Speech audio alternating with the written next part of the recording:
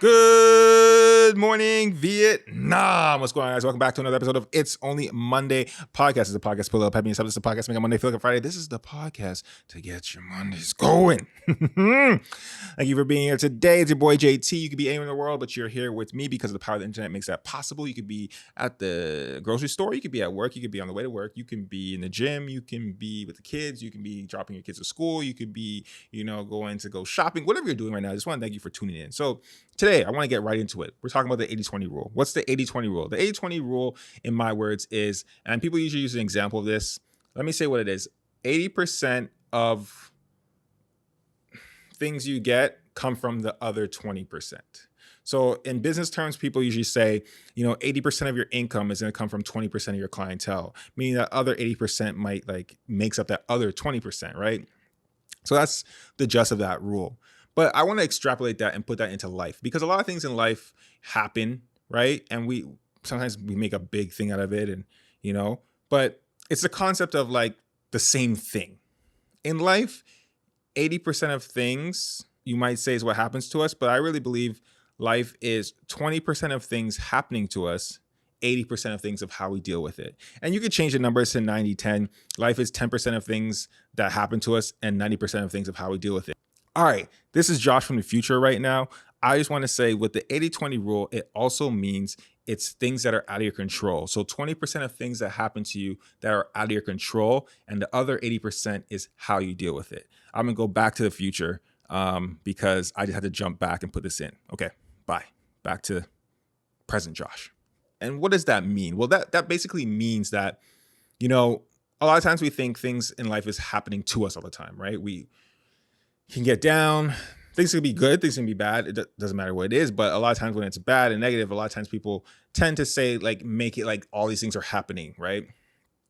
And not realizing that the way they respond to that said thing happening actually dictates more of how the situation will play out and how it will affect you in the long run. And that's the most important part. A lot of times people are thinking it may just play as the thing where, the situation seems so long and that plays out so long, but the reason is probably because the way you're dealing with it. So today I want to talk about how we deal with these things in life with situations when they come about, right?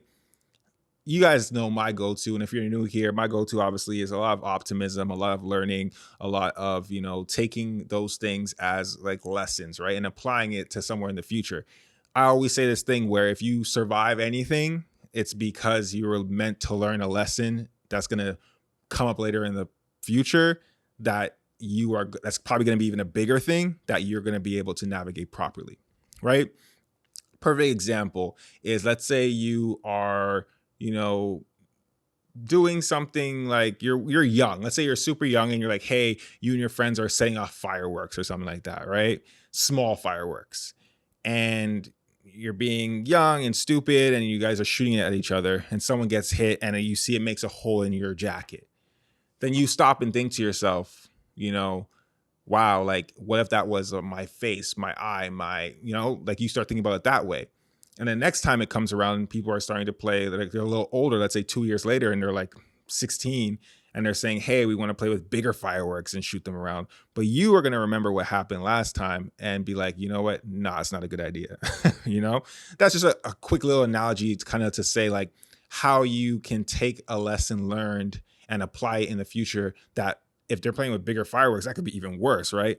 I'm just using fireworks as an example right now because it's just something that came into my mind. I don't know why. I think I was watching a video with all these like kids shooting each other with Roman candles on a YouTube video, but I digress. Back to the 80-20 rule. So when we're saying the 80-20 rule, really what it means is we are taking what's happening to us, but putting most of the onus on how we respond to it. Because when we say it's 90-10 or 80-20, it doesn't matter. The 20% of things that happens to us means that like it happens. It's a moment. It's a thing, right? It's not this dragged out thing, even though many people can make things very dragged out. They can, be down and about whatever it is for a very long time, right? And be okay. Perfect example. Let's say you lost a basketball game. You were playing a game. It was a very important game, right? The finals of something, and you lost. Okay, sucks. But then you spend the next 3 months just depressed and sad and not wanting to touch the basketball again and not wanting to play anymore and just totally like distraught. Well, that game was really, let's say, an hour long, 45 minutes long, but you're allowing this moment to affect you 3 months down the line, right? Now, you can allow that to affect you positively, right? You could respond to that in a way of like, now I'm going to go harder. I'm going to practice harder. I'm going to go get better, learn more moves and whatever it is, and make sure you're better next time around. But the response is really where people live within. And if you choose to have a negative response and drag it out and how you respond to these things that happen to you in life, it really determines, I think, your happiness on the other side. What makes a difference between a person that's very happy and a person that just seems like life seems so easy for them, but it's not really, it's that it's easy. It's just the way they respond to things is way more positive than other people.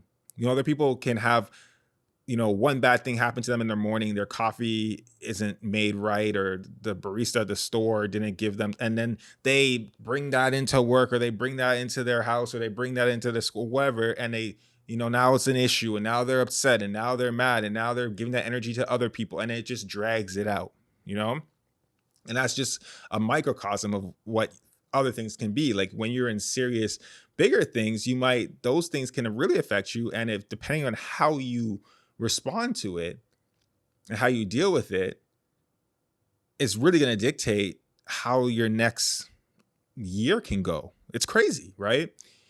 And that's where I think it gets people into two categories: positive, negative, optimistic, pessimistic, dragging things out, not dragging things out, easy to move on, not easy to move on. It kind of pulls in those two categories, and you can kind of choose the bucket you're in.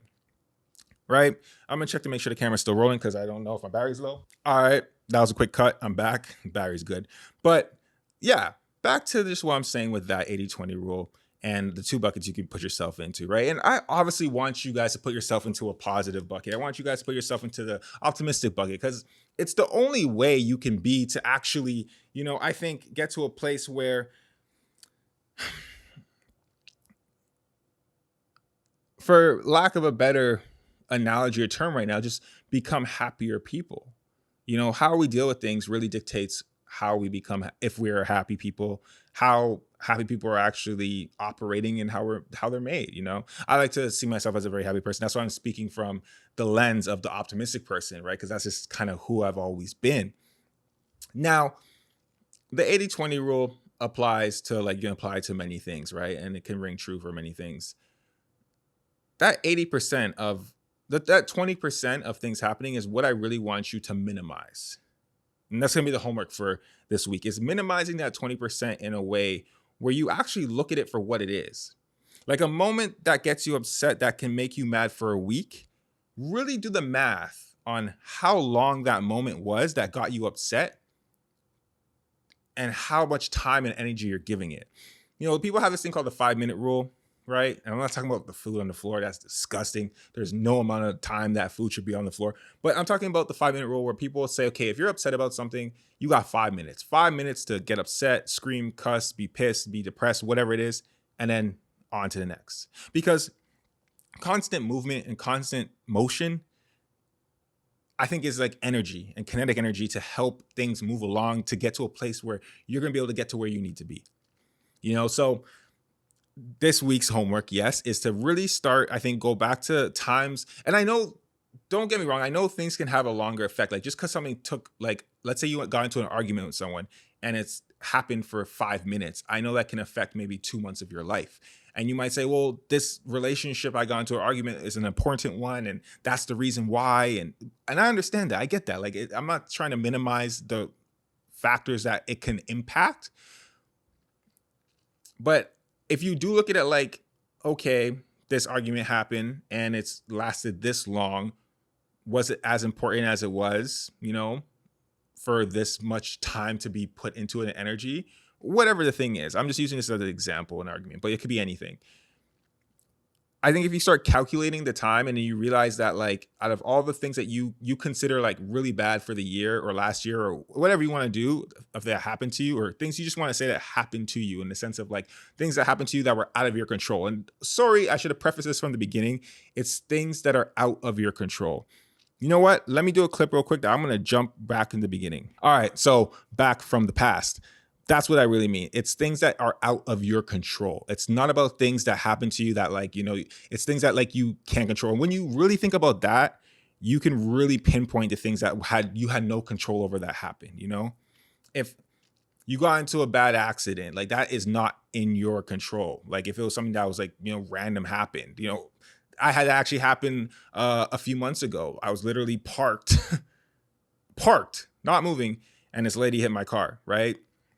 No, I had no control over it. Literally was getting ready to get into work. I'm like, oh man, we dealt with everything. Okay, let's just exchange for cool. I didn't let it bother me for the rest of the day. Cool. Insurance will take care of it, all that kind of stuff, whatever. But some people can just let that affect their whole day, their whole mood and everything. And then it affects their work day and maybe what people they're working with. And then that affects a relationship. Like it can trickle down. So things that are out of your control, I want you to count all the things that happened to you. Maybe you can choose last month, you can choose last week, you can choose last year, choose whatever time period you want. But think of all the things that are out of your control that happened. Calculate how much time it all took for those things to happen, right? And then calculate in your mind, if you can, an estimation of how much energy you gave that after and how much energy it actually deserved. That's the homework this week. So to make that all concise, homework this week is choose a time period of when things happen to you that were outside your control. Calculate how much time that actually was overall roughly. So like someone hitting your car, that happened literally within 10 seconds, right? That happened. Even if you want to time out the whole altercation, let's say it was 20 minutes to deal with it at the moment, that's 20 minutes of something out of your control that happened to you. Okay, count those all up. Then go and calculate all the time you gave it, how much energy you gave it, how much venting and talking about it and it ruining your day and stuff like that you gave it. Then think about how much it actually was worth. How much time was that actually of your precious time of your life? Was it worth the energy giving to that? And then do that mathematical equation and then realize that number that you have was time wasted and energy wasted. And don't allow that to happen and start doing the 5-minute rule. And it could be a 2-minute rule. It could be a whatever of just venting to things that need to be vented for 5 minutes and then move on. Okay. All right, guys, that's it for this Monday morning. I hope that puts you, gives you some good perspective and gets things rolling for you and just on your way to be a ultimately happier person, man. My goal for this whole podcast is just to make you guys see things from my perspective and the way I look at things a little bit logically in a way, like I turn it and they turn into a logical way that I think can help you navigate things that happen. That's it. All right, so it's Only Monday Podcast. Your boy JT. Thank you for tuning in. I will catch you in the next episode. Peace.